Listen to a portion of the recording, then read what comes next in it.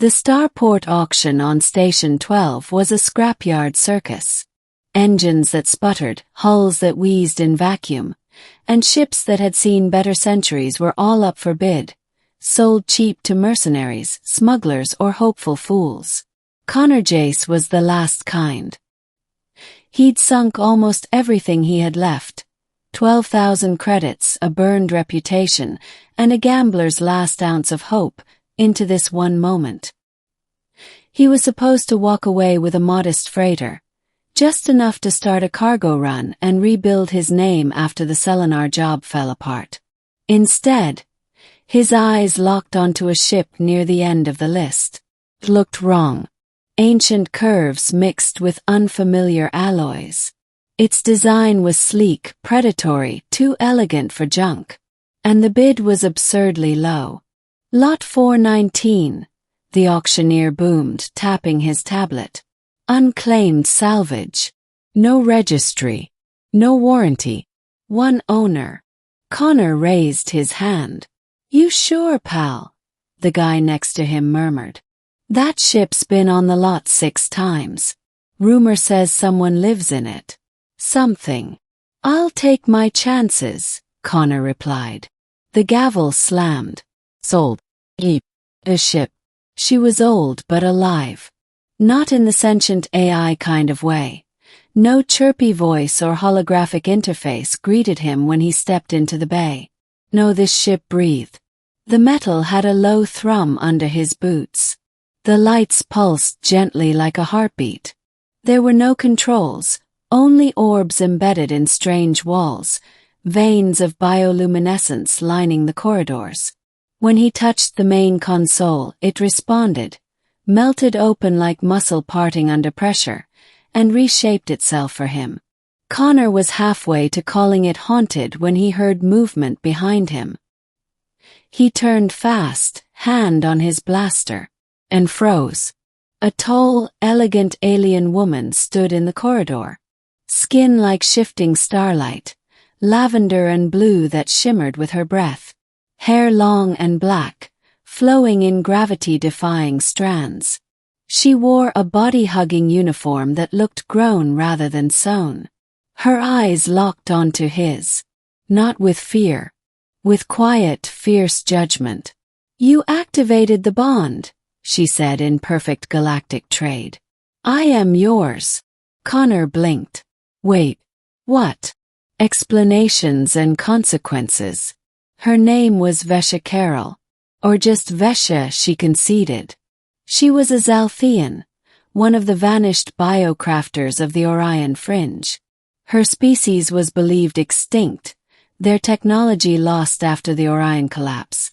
And yet, here she stood, arms crossed, appraising him with something between exasperation and curiosity. "This vessel is alive," she said.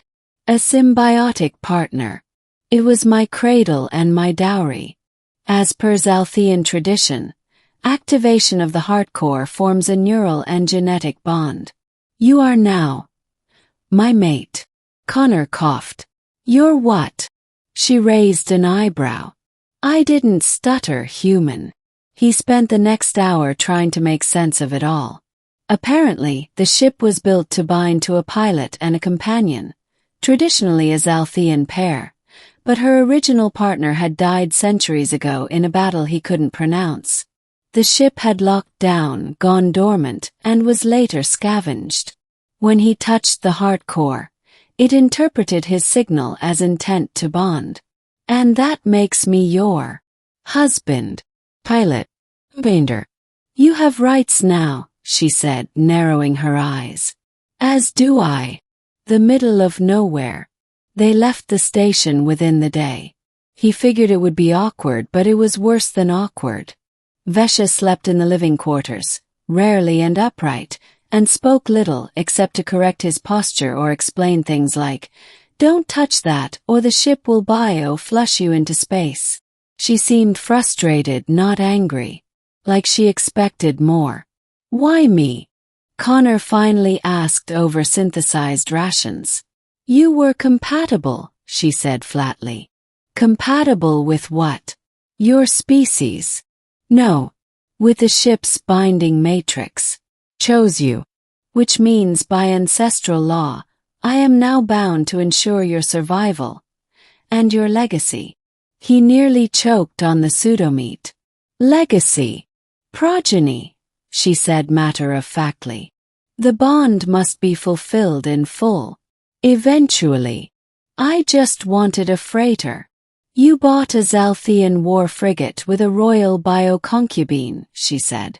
For 8,000 credits. You should be thanking me. He had no comeback. Pirates and chemistry. 3 weeks later, Connor was starting to learn how the ship worked. It responded better to intent than code. He only had to think about turning and the ship did it. Weapons fired through thought, shields pulsed to mood. It was incredible. Then came the pirates. They dropped out of warp like hungry dogs. 3 rusted ships closing in with predatory glee. Connor panicked.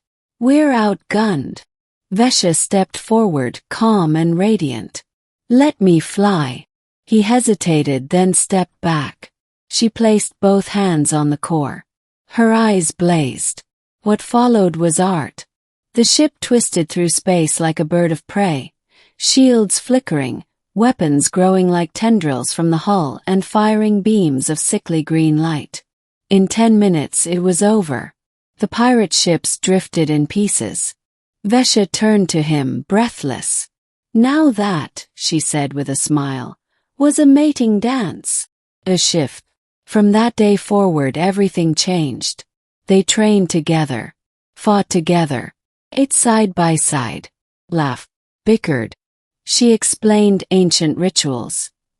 He introduced her to fried ice cream. She taught him how to command the ship through emotion, and he showed her how humans navigate bureaucracy and bartering. Late one cycle, they sat together watching a nebula bloom in distant space. The cabin lights were dim. Her fingers brushed his. Do you still wish to annul the bond? She asked quietly. He looked at her, at the woman who had become his equal, his co-pilot, and in truth, his friend.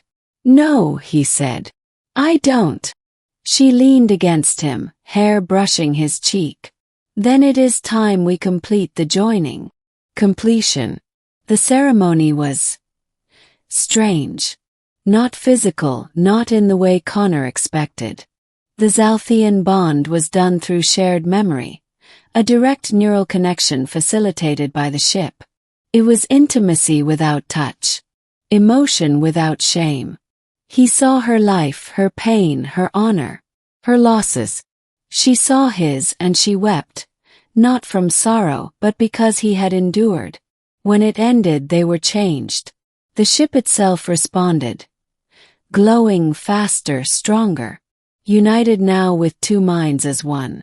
Conclusion. Not just a bargain. A year later, Connor Jace was no longer a broke pilot. He was captain of the Vestre, a Zalthian warship turned merchant runner. He had contracts across 4 sectors.